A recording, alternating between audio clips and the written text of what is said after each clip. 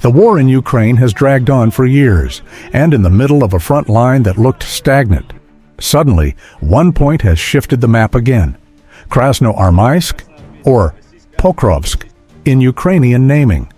A key city, a crossroads between Ukraine's old defensive lines and Russia's strategic ambitions. In the past few weeks, this name has exploded across military forums, analysis rooms, and even trended on social platforms. Not just because the city was captured, but because of how it happened. How is it possible that Russia, often described as weakened by sanctions, war fatigue, and international pressure, is still able to push this deep into Ukraine? And what does control over this area really mean?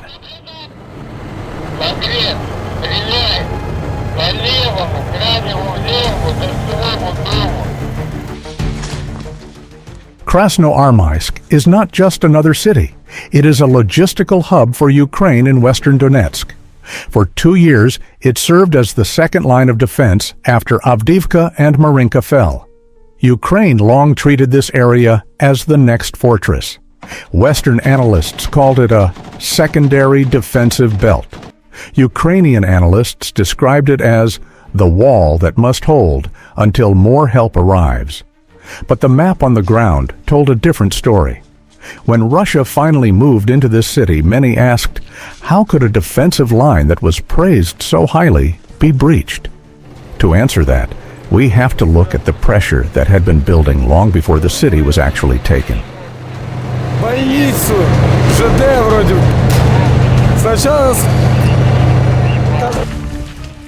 For months, Russia did something that looked simple, but was clearly planned: layered pressure. First, artillery pressure. The volume of fire in certain sectors reached levels Ukraine struggled to match, especially when Western ammunition deliveries slowed down. Second, troop rotation. Russia kept rotating out exhausted units and replacing them with fresh ones. Not without casualties, but this pattern kept the pressure steady. Third, FPV drones and aerial reconnaissance. This was the element that slowly exposed Ukraine's defensive lines. One weak spot detected, one position destroyed, and over time, a defensive system that looked solid began to crack. Ukraine resisted as hard as it could, but holding the line without enough supplies is a burden no force can carry forever. This war is not only about equipment, it is about stamina. And in this phase, Russia appears to have more stamina to keep pushing. Russia's entry into Krasnoarmeysk was not a lightning strike. It was a process that took time. First, Russian forces captured the small villages around it, like a ring that slowly tightened. Then they moved on the satellite towns on the outskirts. Only after that did a kind of micro-encirclement start to form. Pressure from the north, south, and east put Ukraine in a difficult position. To hold meant losing more troops. To withdraw meant losing the city. A bitter decision. But in the end, logistics decide everything. Once the supply routes were cut, Ukraine had little choice but to pull back. For Russia, this was not just a battlefield win. It was a message.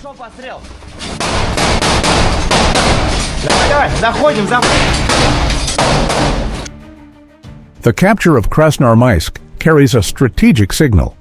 First, Russia wants to show that sanctions have not stopped its military capabilities, at least not in the short term.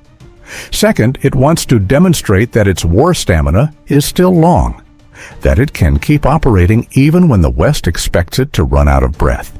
Third, it is a message to Ukraine and its supporters that the layered defenses they have been proud of are not immune to Russian adaptation. That does not mean Russia has no problems. It has taken serious losses as well. But in geopolitical logic, symbolic victories like this give more strength to its narrative, a narrative that claims it still guides the direction of the war.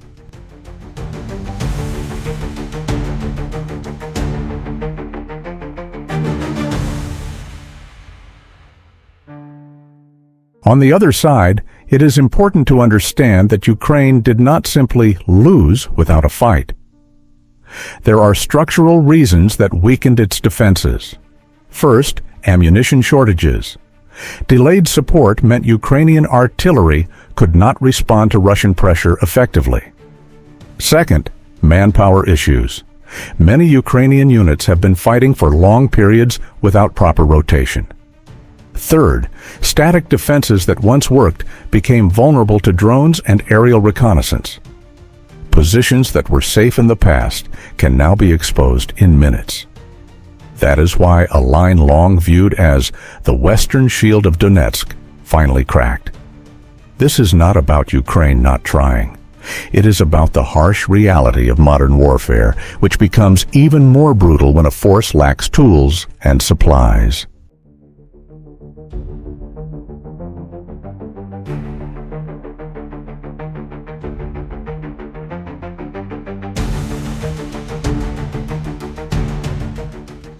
The fall of Krasnoarmeysk has implications that go far beyond one city.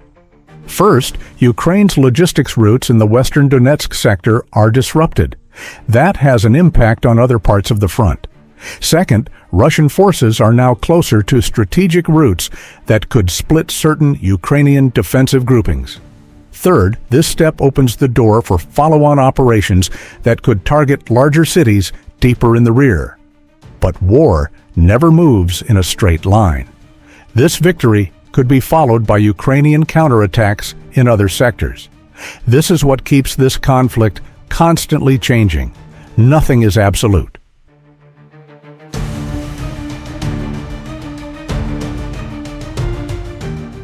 In the end, the victory in Krasnoarmeysk is just one piece of a much larger war. For Russia, it is proof of resilience. For Ukraine, it is a warning about how dangerous supply shortages can be. For the world, it is a sign that this conflict is far from over. War does not side with whoever is seen as right. War follows whoever is prepared, equipped, and able to endure longer.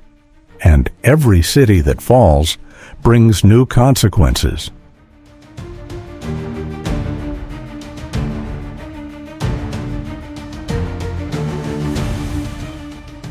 War never gives one simple answer. It only presents a chain of facts that has to be read carefully. What happened in Krasnoarmeysk opens up many possibilities, and those possibilities are still moving. This is where analysis matters, not to decide who is right, but to understand what is actually changing.